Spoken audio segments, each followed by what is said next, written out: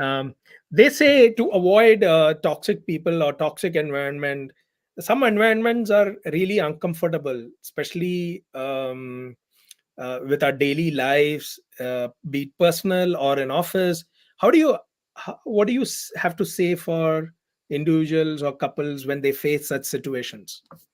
Well, you cannot avoid uncomfortable environments, but what you can do is try to learn how to manage them.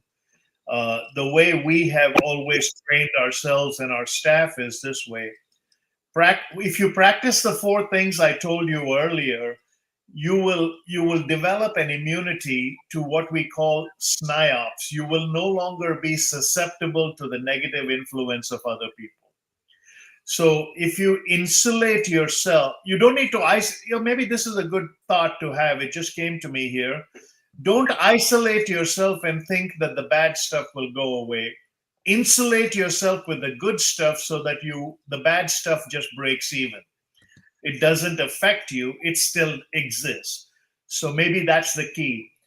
Insulate yourself, don't isolate yourself. But when you insulate yourself with the right things, amazing things will begin to happen. You go into an environment. So when I walk into an environment, I'm a maverick. I take over the environment. One thing I may have shared earlier is there are only two kinds of people in this world. When you walk into a room, you're a here I am person or you're a there you are person. A here I am person is a maverick. These are the charismatic people. These are the people who walk into the room and they engage immediately, and people look to them saying, okay, that's an authority I want to be around. The there you are people are the Florence Nightingales and the Mother Teresas. They don't go in for the limelight, they go in to serve. So whatever style you pick, when you walk into an environment, if you're a here I am person, you will not allow someone's negativity to impact you. If you're a there you are person, you're exactly what that person who's hurting needs. Interesting. I'm making note of all this. They Many of them in the current situation in 2024 have lost jobs, lost many have lost money in the current economy, livelihood. Um, and what do you have to say to people who have lost hope? Uh, that's a harder thing because hope, when you lose hope, it's basically the last thing you lose. Money is the first thing you lose. But the reason is we have built our lives. So let me give you a premise that Mr. Ziegler gave me many years ago that allowed me to have hope as an anchor and not hope as a life raft. It's a more important, you start with the ingredient of why you need hope. He said money is not everything, but it ranks reasonably close to oxygen. When you need it, there's never been a substitute. But he said money can only buy you a house, it'll never buy you a home. So unless you have a hope for a home, a house is just a dwelling because of competition. 100%. The second is money will buy you a bed, it'll never buy you a good night's sleep. Hope gives you peace of mind that allows you to sleep peacefully. I sleep peacefully at night because I know that when I put my head on the pillow, I only ask God this question. I said, is somebody glad I passed their way? And because I've spent a life investing in others, I'm pretty sure every day I'm touching some person in a positive way. So today, as a result of this, I'm pretty sure when I put my head on the pillow, I'm sure someone got hope by this. And so, um, you know, you can, if you chase things, you'll get stuff, but you won't get peace of mind. Money will buy you a friend, it won't buy you a companion, it won't buy you a friend for life. It'll buy you a good time, it'll never buy you peace of mind. So I like the things money will buy, and I've managed to buy good things with money, but I love the things money can't buy. And if you want to have hope, first thing is the job loss situation is hard, but job loss is only hard when you already bit off more than you can chew. I don't know very many people in this world who husband and wife both work who start with a very simple budget saying that, hey, 25% of what we earn, we're going to put away for a rainy day. 10% of what we earn, we're going to give away to somebody else. The first check we write every month is we write it to the church. It is not an obligation, but when I give out of joy, I learn the discipline of living in abundance. Uh, Everything I own belongs to God. So giving him 10% is not a chore for me.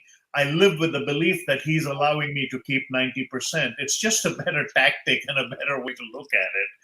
And so, even in our lean times, we never stop giving. That doesn't mean you won't have lean times, but one thing is, I have had bad days, but my bad days are better than most people's good days because my bad days also have hope.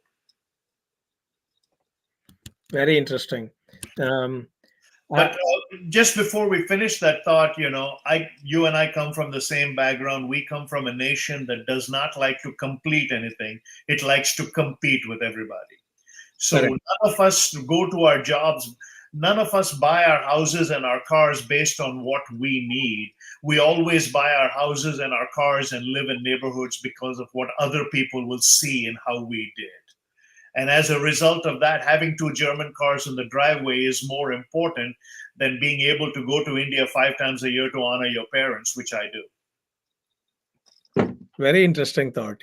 Yeah. Um, We all came abroad, but I made 80 trips to India in my lifetime since I moved to the West. But I've never ever been able to look at my father and say, I can't come, we've got too many bills. I've always put away enough money to go see my parents because that's our obligation. What good is it to gain the whole world and lose your soul in the process? We have to honor our father and our mother. Quit trying to compete with the Joneses and honor the people down the street who don't pay a single bill. And when you lose your job, now you what? You have the same car and house as them, but they're not coming to pay anything. Manage yourself. Don't man. See, manage expectation, and you'll manage encouragement. Very interesting. Yeah, this is something I've always kept it close to my heart, and I've taken this as a personal advice from you. Yeah, I'm trying to go back to India anytime, every time that I can. Yeah, so that's on the plan for next year. Well, and I mean, I have a business there, and so I have the ability to go. I'm not saying everybody needs to go 5 times a year, but saal mein ek baar, if you can go and see your parents, you know what? I mean, what are we doing now? If you have the ability to bring them here, by all means, do that. I'm not giving anybody advice that I haven't followed. The only thing I don't want is when I get to the end of my journey. My friend Vicky Hitchcock gave me this statement many years ago. She says, when you get to the end of your journey, there are only two statements you can make. I wish I had, or I'm glad I did. I wish I had is one of regret. I'm glad I did is one of hope.